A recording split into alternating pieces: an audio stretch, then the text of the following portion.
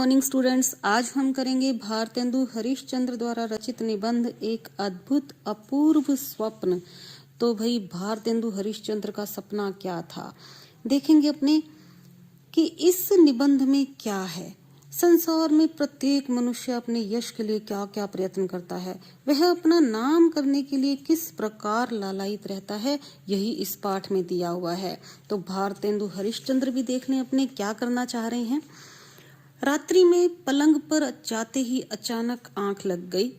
सोते में क्या सोचता हूँ कि इस चलायमान शरीर का कुछ ठिकाना नहीं। इस संसार में नाम स्थिर रखने की कोई युक्ति निकल आई तो अच्छा है। देखो, समय सागर में एक दिन सारा संसार मग्न हो जाएगा। कालवश शशि सूर्य भी नष्ट हो जाएंगे। आकाश में तारे कुछ काल पीछे दृष्टि न आएंगे। केवल कीर्ति कमल संसार सरोवर में रहें या ना रहें, और सब तो एक तप्त तवे की बूंद हुए बैठे हैं। अर्थात केवल कीर्ति ही बची रहेगी, यश ही बचा रहेगा। इस हेतु बहुत काल तक सोच समझकर पहला विचार किया कि कोई देवालय बनाकर छोड़ जाऊं, परंतु थोड़ी ही देर में समझ आ गया कि इन दिनों की सभ्यता के अनुसार इससे बड़ी कोई मूर्खता नहीं। और यह तो मुझे भली भांति मालूम है कि यही अंग्रेजी शिक्षा रही तो मंदिर की ओर मुख फेर कर भी कोई नहीं देखेगा। इस कारण विचार का परित्याग करना पड़ा। फिर पड़े पड़े पुस्तक रचने की सूझी, परंतु इस विचार में भी बड़े कांटे निकले, क्योंकि बनाने की देर न होगी कि कीट क्रिटिक काट कर आधी से अधिक निगल जाएंगे, अर्थात आलोचक ही उसकी आलोचना कर देंगे। यश के स्थान पर क्या मिलेगा, अपयश ही मिलेगा। जब देखा कि अब टूटे फूटे विचारों से काम नहीं चलेगा, तो अब नींद ने घेर लिया। अब यहाँ तक कि 61 या 51 वर्ष उसी ध्यान में बीत गए। अंत को एक मित्र के बल से अति उत्तम बात की पूंछ हाथ में पड़ गई।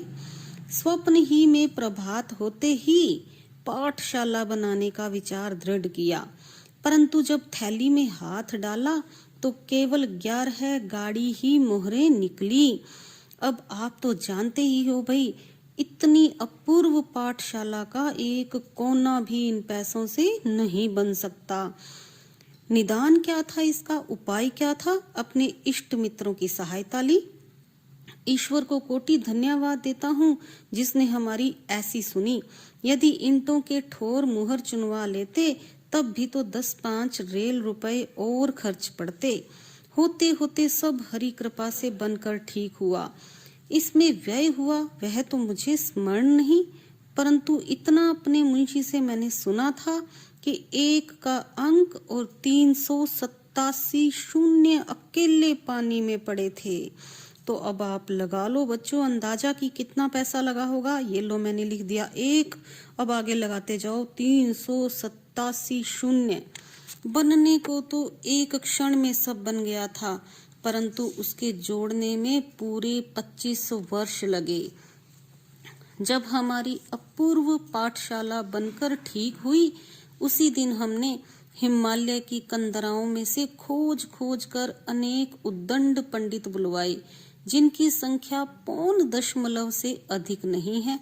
इस पाठशाला में अनगिनत अध्यापक नियत किए गए, परंतु मुख्य कौन कौन से थे? पंडित मुग्धमणि शास्त्री तर्क वाचस्पति प्रथम अध्यापक थे। पाखंड प्रिय धर्माधिकारी अध्यापक धर्मशास्त्र। प्राणांतक प्रसाद वैयाकरण अध्यापक वैद्यक शास्त्र। लुप्तलोचन ज्योतिषाभरण अध्यापक ज्योतिष शास्त्र। शील दावानल नीति दर्पण अध्यापक नीति शास्त्र और आत्मविद्या। तो ये थे वहाँ के पाठशाला के अध्यापक। इन पंडितों के आ जाने पर अर्धरात्रि को पाठशाला खोलने बैठे सभी सज्जन मित्रों का कोटि धन्यवाद दिया। ऐसा कठिन कार्य अकेले नहीं कर सकते थे। यहाँ तो घर की केवल मूंछे ही मूंछे थी, अर्थात केवल विचार था। संसार में पाठशालाएं तो अनेक होंगी, पर हरि कृपा से यह पाठशाला कामधेनु है, अर्थात सभी इच्छाओं को पूर्ण करने वाली है। आइए अब मिलते हैं पाठशाला के पंडितों से।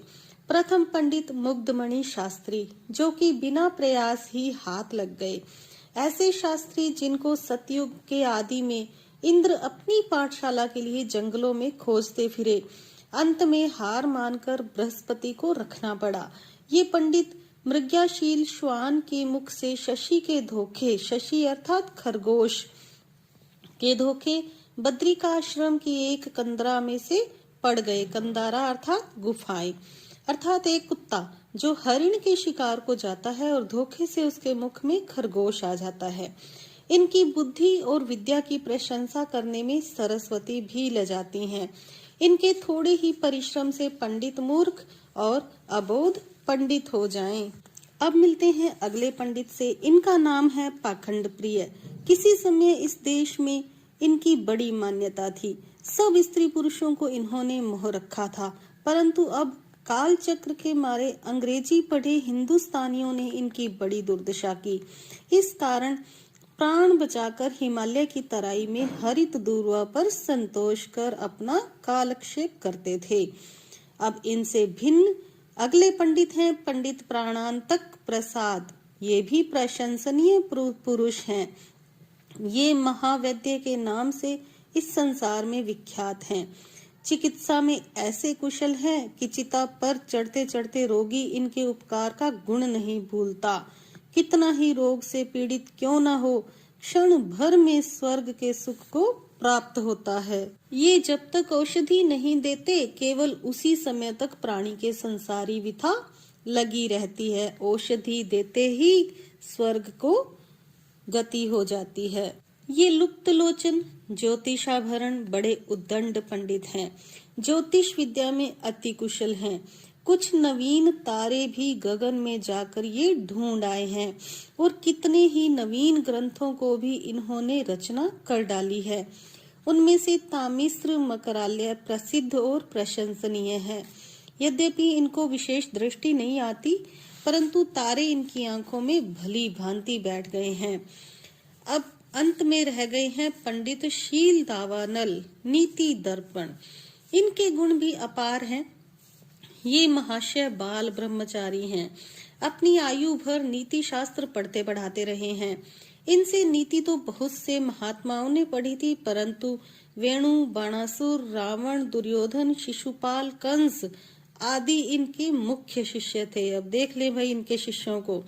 और अब भी कोई कठिन काम आकर पड़ता है तो अंग्रेजी न्यायकर्ता भी इनकी अनुमति लेकर आगे बढ़ते हैं। हम अपने भाग्य की कहाँ तक सराहना करें। ऐसा तो संयोग इस संसार में परम दुर्लभ है। अब आप सब सज्जनों से यही प्रार्थना है कि आप अपने अपने लड़कों को भेजें और व्यय आदि की कुछ चिंता न करें, क्योंकि प्रथम तो हम किसी अध्यापक को मासिक देंगे ही नहीं, अर्थात वेतन देंगे ही नहीं, और दे भी दिया भी तो अभी 10-5 वर्ष पीछे देखा जाएगा। यदि आपको भोजन की श्रद्धा हुई तो भोजन का बंधान बांध देंगे, नहीं यह नियत कर देंगे कि जो पाठशाला संबंधी द्रव्य हो उसका वे सब मिलकर नाश कर लिया करें, अर्थात वहीं से ही खा लिया करें।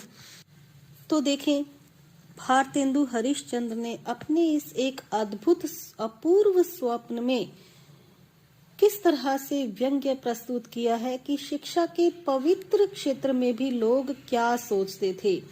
इन बातों का व्यंग्यमय चित्रण जो है वो बहुत ही सुंदर ढंग से प्रस्तुत किया गया है। तो ये कैसा लगा आपको पाठ? बने रहिए अगली वीडियो में मेरे साथ। Thank you. Have a nice day.